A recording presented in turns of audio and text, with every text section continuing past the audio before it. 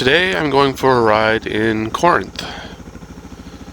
Haven't been to the trails up that way for over a year now. I've been too busy camping and doing dirt roads and the Stud Mill Road out Route 9 area, so I haven't been down these trails in a really long time. I want to see if I've still got it.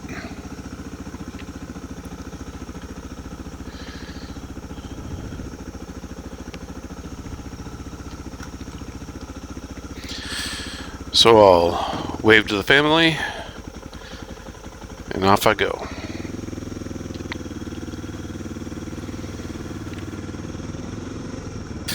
The trails that I have been on before tend to change from year to year. Big puddles will get drained. Sometimes access roads will go around areas that didn't used to before, and some of the trails close here and there. So I'm anxious to see if the trails that I'm used to are still around.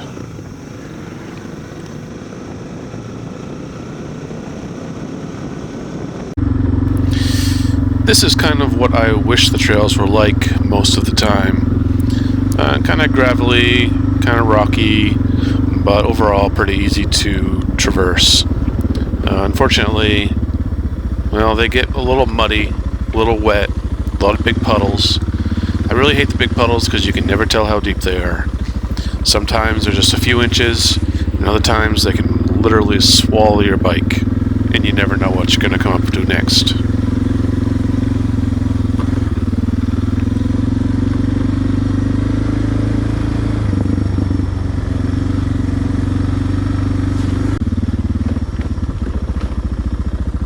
Here's an example of a puddle that I used to go through a lot. It's apparently deep enough now so that they've made a way around it, but yeah, it would be up to my seat almost coming through those tire tracks, coming through the puddle. Instead of fixing it, they just went around it.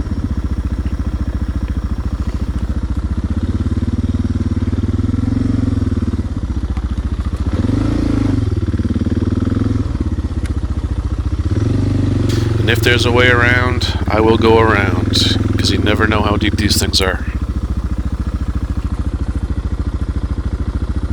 With this one, I was really worried I was going to slide off anyway, so I just decided to go in. And it turns out it wasn't that bad.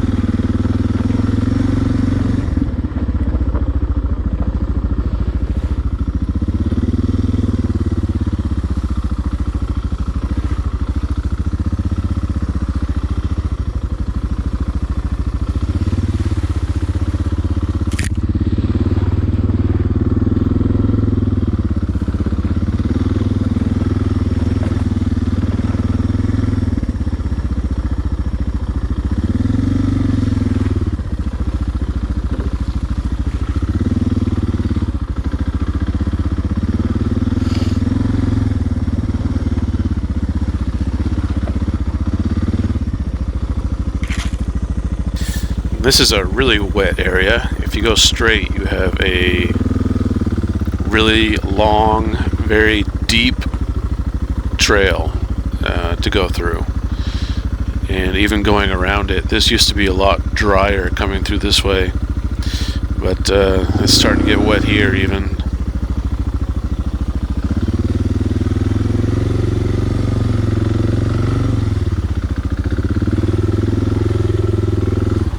and I lose my balance. Go over.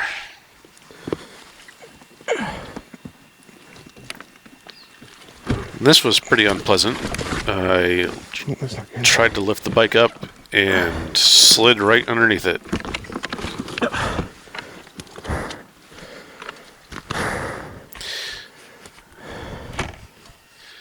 It's pretty slick right there.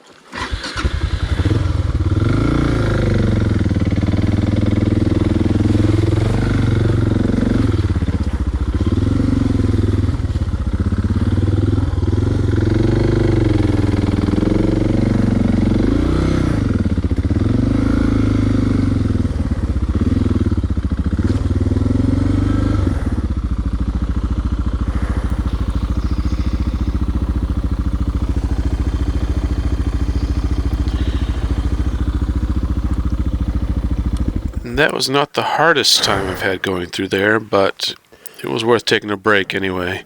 That was the main trail coming through there. That I can't even imagine coming through there on the motorcycle.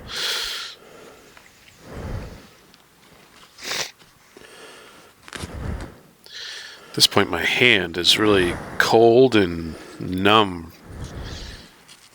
Kind of wondering if I'm having a heart attack, but I didn't.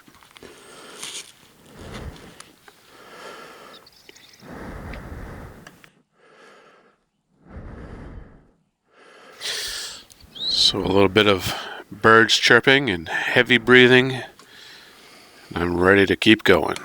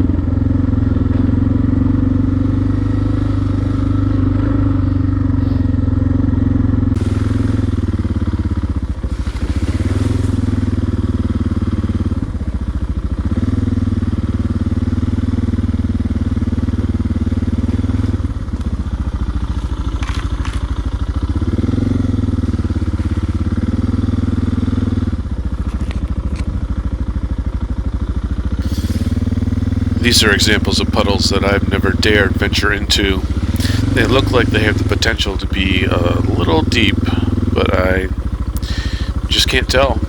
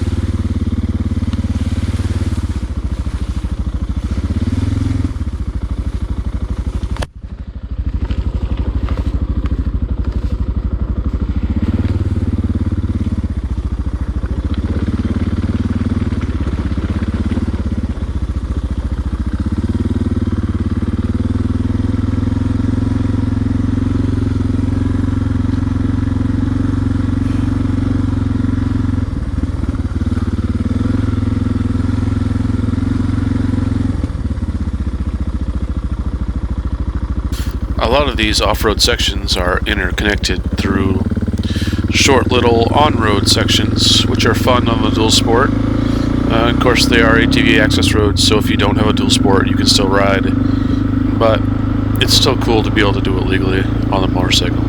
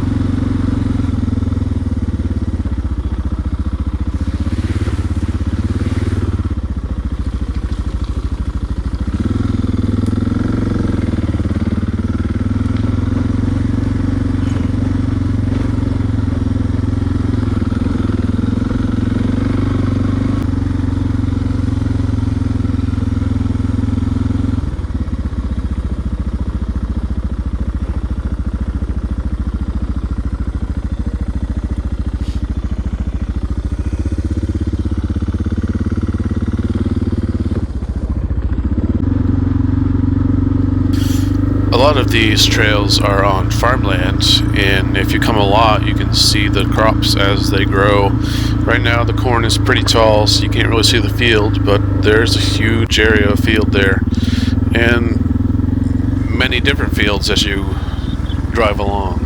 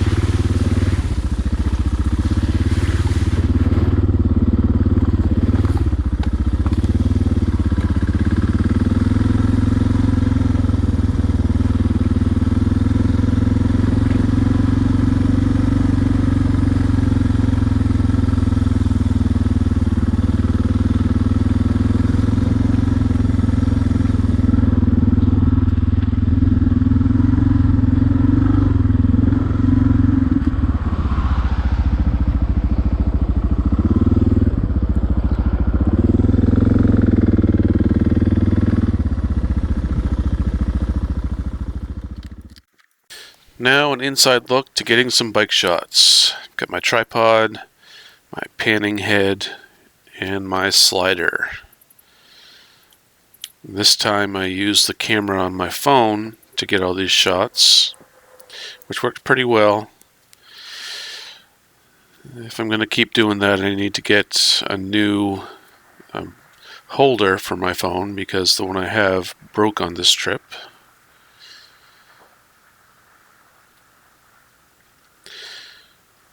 This isn't the holder on my bike, the RAM mount, that still works, but the holder that I use for my tripod.